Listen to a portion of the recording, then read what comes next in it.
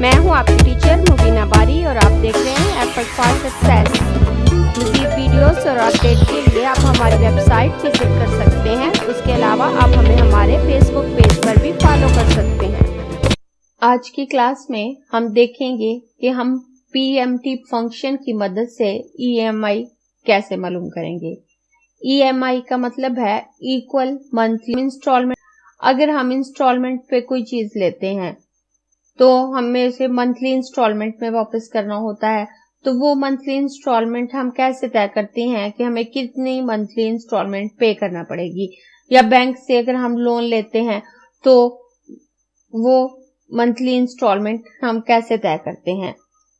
उसके लिए हम PMT फॉर्मूला से हेल्प लेते हैं। अब मेरे पास एक आइटम है कार। मैं इंस्टॉलमेंट पे कार खरीदना चाह रही हूँ और कार की टोटल प्राइस 6 लाख रुपए है।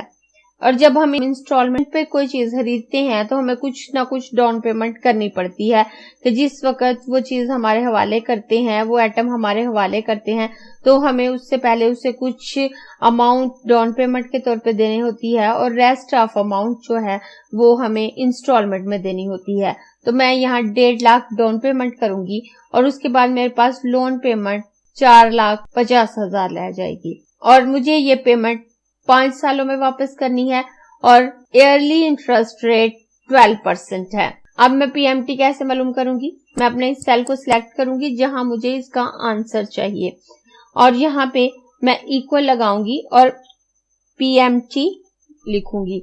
उसके बाद ब्रैकेट स्टार्ट करूंगी। जैसे ही ब्रैकेट स्टार्ट करूंगी तो मुझे नीचे गाइड भी नजर आने लगेगी।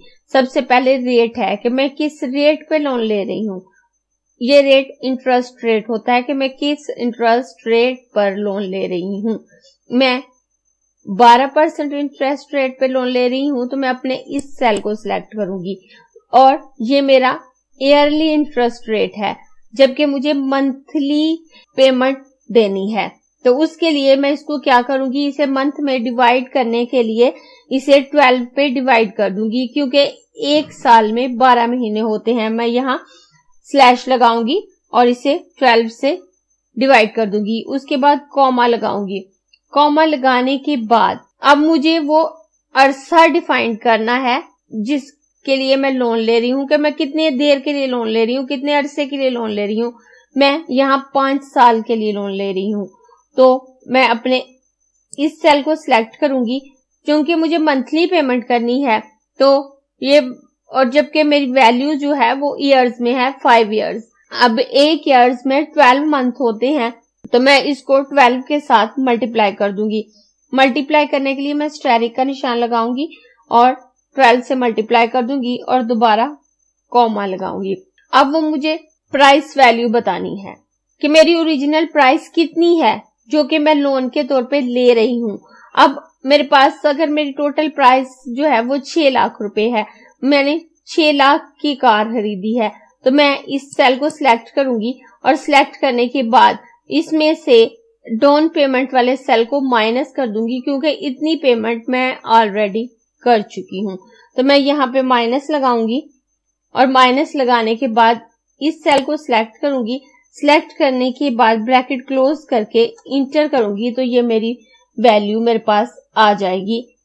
मुझे 10,010 रुपए मंथली पे करना पड़ेंगे अगर मैं 4.5 लाख का लोन 5 सालों के लिए 12% इंटरेस्ट रेट पे लेती हूँ। अब यहाँ देखें, जैसे ही मैंने ये इंटरेस्ट रेट लिया है, यहाँ मेरी वैल्यू अब देखें जैसे ही मैंने PMT मालूम की है तो यहाँ मेरे पास माइनस आ रहा है। अगर मैं इस माइनस को खत्म करना चाहूँ तो मैं अपनी इस वैल्यू को सिलेक्ट करूंगी और इस पर डबल क्लिक करूँ तो मेरा फार्मूला शो हो जाएगा। और उसके बाद मैं यहाँ PMT से पहले माइनस साइन लगा दूं और उसके बाद इंटर करूं तो वो माइनस का साइन यहाँ से हट जाएगा। अब इस फार्मूला को मजीद इजी करने के लिए मैं आपको एक दोबारा से यही फार्मूला कैलकुलेट करके बताऊंगी। मैं अपने इस वाले सेल को सिलेक्ट करूंगी और इक्वल लगाऊंगी, PMT लिखूंगी। PMT लिखने के बाद ब्रैकेट स्टार्ट करूंगी और उसके बाद इंटरेस्ट रेट और इसको स्लैश लगाकर 12 पे डिवाइड करके कॉमा लगा दूंगी।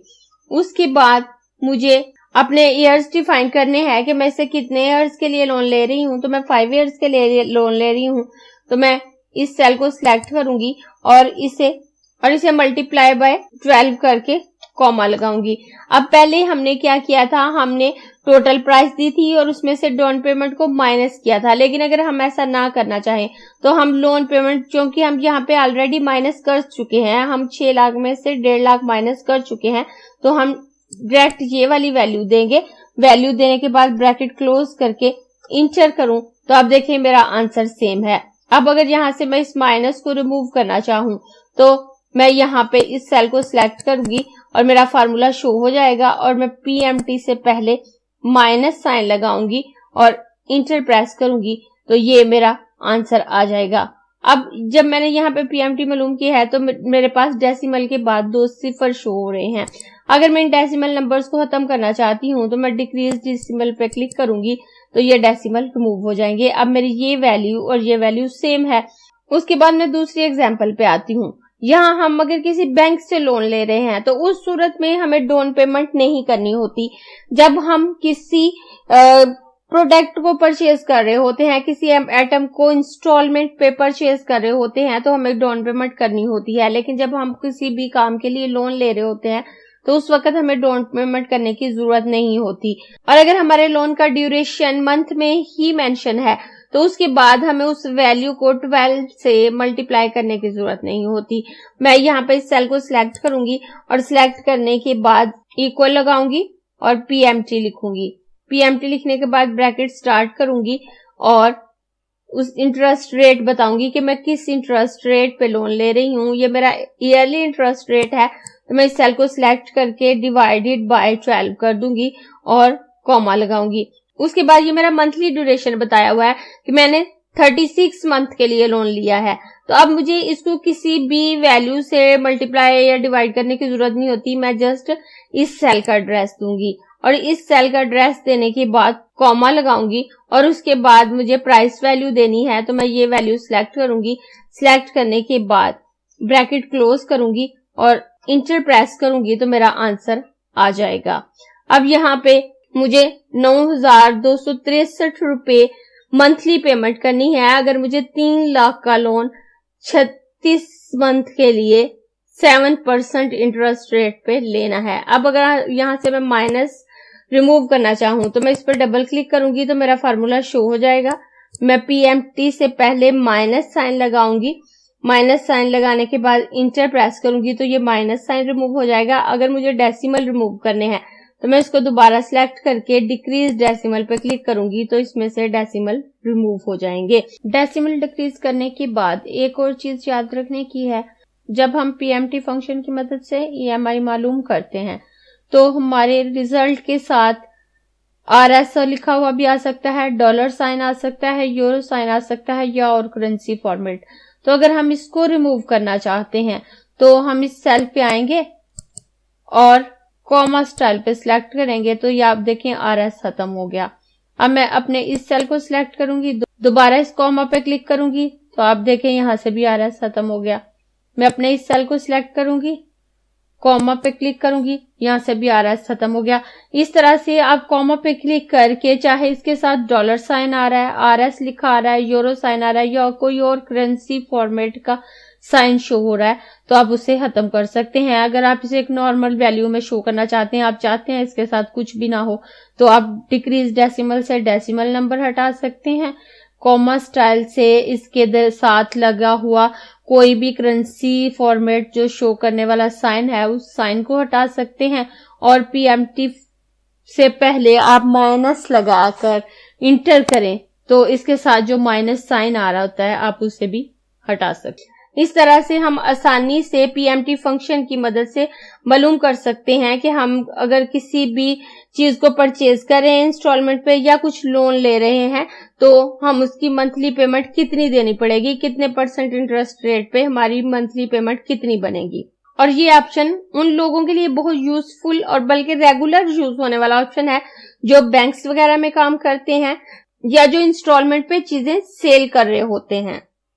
अगर आपको ये क्लास पसंद आई है तो लाइक कीजिए, अपने दोस्तों के साथ शेयर भी कीजिए ताकि वो भी सीख सके आप अपने क्वेश्चंस और व्यूज नीचे कमेंट बॉक्स में लिख सकते हैं। और अगर आपने चैनल सब्सक्राइब नहीं किया तो प्लीज़ सब्सक्राइब कीजिए ताकि आपको आने वाली वीडियोस का नोटिफिकेशन फौरन से मिल सके।